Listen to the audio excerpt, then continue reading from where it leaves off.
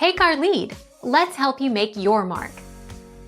Our goal is your satisfaction. Let us show you the way. Place tortilla chips in a single layer onto the prepared baking sheet. Top with ground beef mixture, black beans, corn and cheeses. Place into oven and bake until heated through and the cheeses have melted, about 5 to 6 minutes. Serve immediately, topped with tomato, onion, jalapeno, sour cream and cilantro.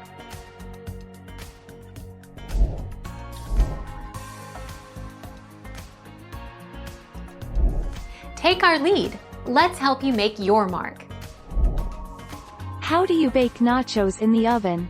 I bake my nachos in the oven at 350 degrees for anywhere between 3 to 15 minutes.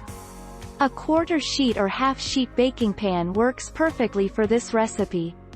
The amount and kind of toppings you have can greatly impact the cooking time.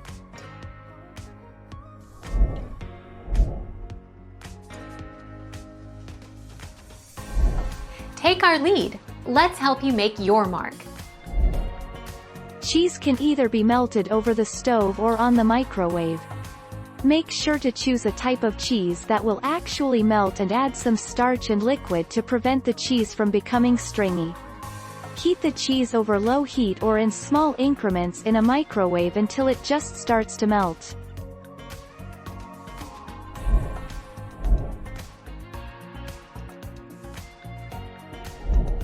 Make your mark. Take our lead. The best melters are cheddar, Monterey Jack, and American cheese, to name a few. If you do choose to make a cheese sauce, which is the best method to make nachos, you'll want to melt your freshly grated cheese on low heat. There's no rushing this process. You are making nachos.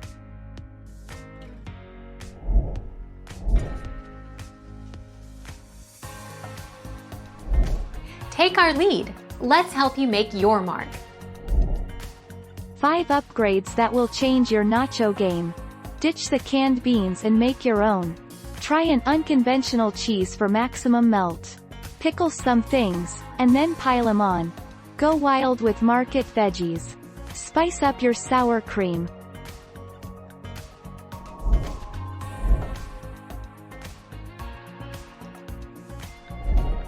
Take our lead.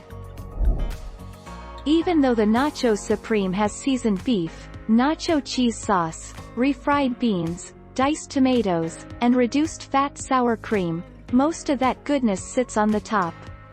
The first layer of tortilla chips get a pretty serious dousing of Supreme, but the chips on the bottom are a bit on the dry side.